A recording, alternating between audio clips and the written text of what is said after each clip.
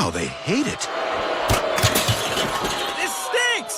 Of course, I'm going to preface this video by saying music is a form of art and art is completely subjective. While there is evidence to prove Taylor Swift is not the greatest person ever, nonetheless, this is my channel, so this video is going to be focused mostly around my opinions of Taylor Swift and her new album, Life of a Showgirl, so take everything I say with a grain of salt. Please subscribe. I used to be a fan of Taylor Swift until one day I grew the fuck up and realized that her music was just an earworm, giving me constant headaches and lacking substance. The same 3 words repeated over and over again, only to be copied and pasted into every other song she's ever released. Her music is so surface level basic and lacks so much depth that calling it two-dimensional feels like a praise. She isn't this great lyricist or mastermind all her Swifties defend her to be. She's this billionaire that has always prioritized the quantity of which she can produce music and merch over the actual quality of it all. This Life of a Showgirl album was made out to be Taylor Swift's most mature album to date, with Taylor herself calling this the best idea she's ever had, stating that it holds melodies that are so infectious and lyrics that are just vivid and crisp. Ironically, her saying this album was so focused on quality and theme when the songs in my opinion do not match the theme of this showgirl imagery, and of course I've never believed her to be a woman of quality. I mean, how could she? She's this unethical billionaire. Even though I'm not a listener of her music, me and many others got this matured impression when observing the cover and imagery surrounding the album. We all had some expectation of it having similar aesthetic to Moulin Rouge, Chicago, Burlesque, or even at the very least have something slightly instrumentally theatrical like Treat People with Kindness by Harry Styles. When you think of Life of the Showgirl, you'd think this would be her telling the most vulnerable story regarding the trials and tribulations that comes with performing. That comes with being a woman who's had to fight for the rights of her own music while continuing on with writing and touring, knowing that the world is constantly watching with envy and or hate. Except when you remember she's an almost 40-year-old billionaire writing music that sounds like AI slop or could have easily been a Twitter post made by a brain-rot 10-year-old, then you realize that her songs are just a work of an imitator and abuses a victimized role in order to capitalize. If anything, this new album is completely hypocritical, tone-deaf, and is essentially a self-call-out to how truly detached she is from both senses of being an actual performer, a person of the creative arts industry, to her political stances and lack thereof unless it benefits her directly. This album is the worst thing she's ever made because it's probably the most authentic portrayal we are seeing from Taylor herself. She didn't even try to hide or sugarcoat it this time. She shows her illiteracy with the song Fate of Ophelia, her insecurity and racist undertones when it comes to her relationships with Charlie XCX or Travis Kelce's ex, the hypocrisy of sampling artists' songs as well as using AI for arguably her lyrics, but most definitely her music videos, when she has claims to be original and that an artist has the right to their own work. I believe she sued Olivia Rodrigo for her bridge in Deja Vu sounding similar to Cruel Summer, Taylor claiming she deserved the rights to be credited in the song. Yet this entire album feels like an imitation of an actual decent artist and a parody of herself. Even though she could have gotten the rights to sample songs or they fall under some sort of public domain, the way she went around being an inspiration for Olivia Rodrigo's Deja Vu as evidence to take legal actions and should feel so strongly about giving credit where it's due just feels so distastefully lazy and again hypocritical. She obviously rushed this album so it sounding like such was inevitable, but this just feels like a low blow to up-and-coming artists who have real talent and just get overshadowed every time Taylor Swift does anything, and she's always doing something. The most common comparisons from sampled songs I've noticed myself or have seen listeners make reference to have been the song Life of a Showgirl sounding like The Other Side from The Greatest Showman or Cool by the Jonas Brothers. Wood is compared to I Want You Back by the Jackson 5. Actually Romantic is compared to Victoria's Secret by Jax or Where Is My Mind by the Pixies. And Opalite is compared to Circles by Post Malone and 1 + 1 = 2 and Morados by Luis Miguel. As an eldest daughter, I just couldn't emotionally attach myself to the related song, especially when I'm listening to lyrics like trolling and memes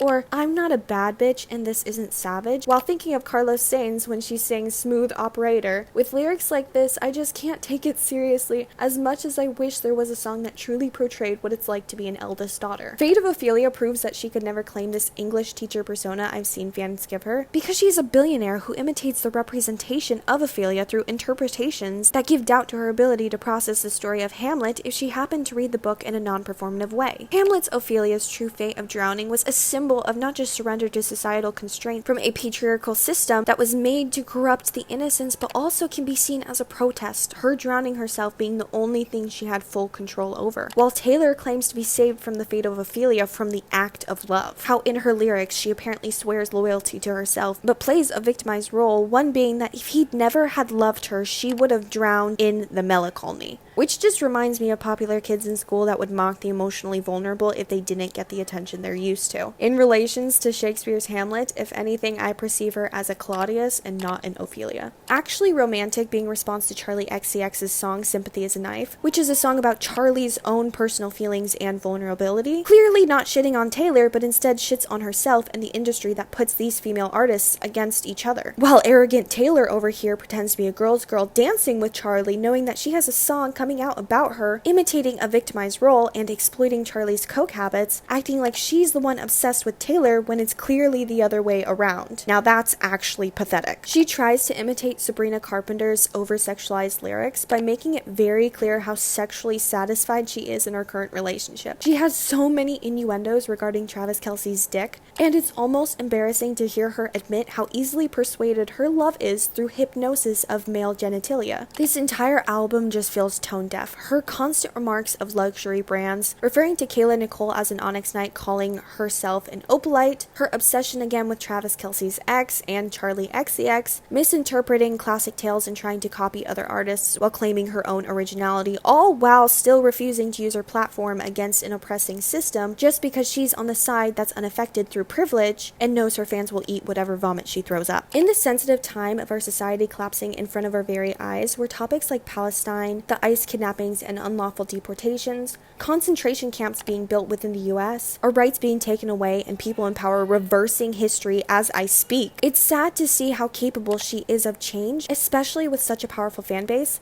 yet her silence speaks volumes. At least make your music decent enough to be a form of escapism. Why must it always be the people with the least that do the most? She isn't a mastermind, she isn't a tortured poet, she is a coward with the emotional intelligence of a 13-year-old.